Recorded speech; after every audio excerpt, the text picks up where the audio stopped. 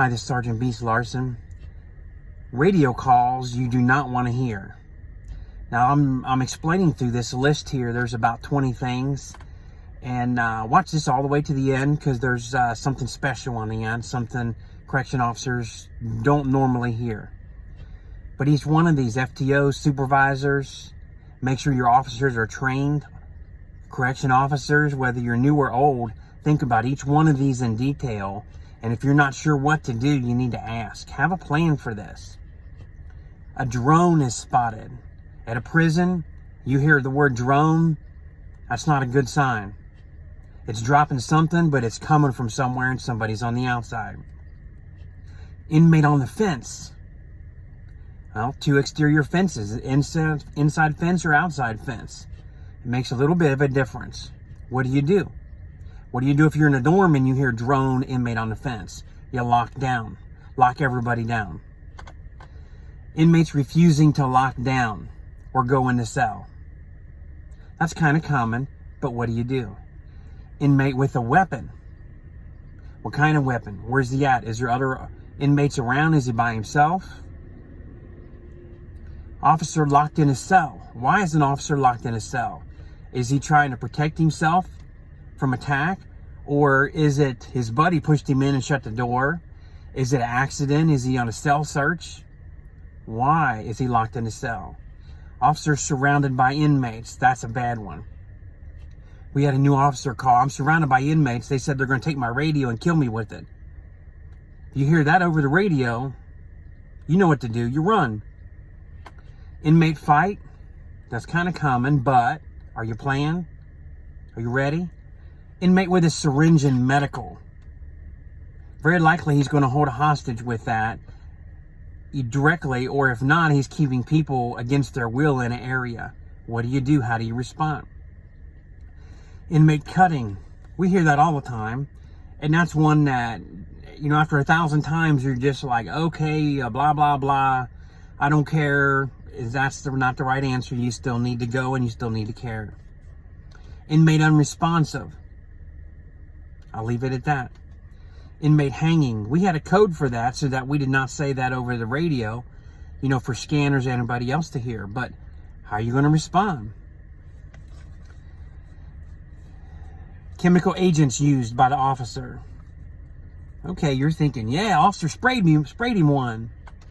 Taser deployed. Yeah, he tased him and lit him up. Ride the lightning. You're high-fiving your buddies. But think about it seriously. That means somebody's in a situation that's bad, that could get really worse with other inmates around. Run. That's the officer need assistance code. Run. Officer says urine or feces thrown on them. That's the great deal of hostility has happened and is going to continue to happen. What do you do in that instance? How do you handle that? If it's not you, do you get the officer, run them to the shower, get some shower water on them, rinse off? That's why we carry extra clothes in the car. These are some examples. I'm not quite done yet. Inmate running from an officer. How often have you heard that? That's an occasional call. I'm chasing him. He's running. I can't catch him in the dorm, or maybe he's outside running from a chow hall down the sidewalk. And here's a parade of officers full of gear running slow. And here's the inmate running like a track star. Officer being attacked with weapons. I listened to that. It was awful. And luckily, the control booth officer was very calm. He called it out. Officer needs assistance. B2. Officers being attacked. Several inmates with broomsticks and handles beating the 3 officers. He was very calm. You got to get here. Somebody's got to get here quick. He tried to stay as calm as he could, but he spoke very, very clearly on the radio. And we commended him for that. Officer being stabbed. You do not want to hear that. I had 4 friends stabbed in 2019. I talk about them frequently. All 4 are alive. And lastly, the end of this video, I'm going to splice in something you're going to hear. Before I do that, let me tell you something. 1998, January 4th, when I was a police officer here in Kentucky, in the neighboring county, Covington officer Mike Parton was in foot pursuit at 2:30 a.m. the bridge connecting Covington to Cincinnati.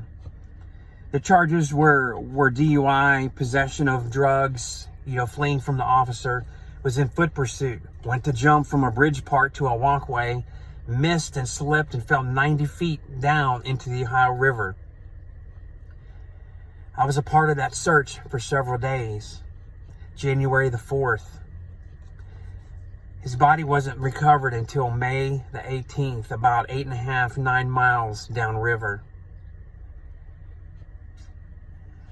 It was the longest 5 months of our life and career as a police officer, searching and not being able to find him. We attended that funeral. I'll say we, I come from a sheriff's department, had about 165. The sheriff told us, clean your cars up, get your uniforms on, shirt and tie, Class A's. If you're married, bring your spouse. If you got a significant other, somebody very important to you, a parent, bring them. Clean your cruiser out, bring them. I took my wife in the front seat of the cruiser. There were over 1,000 police cars in Cincinnati for that funeral.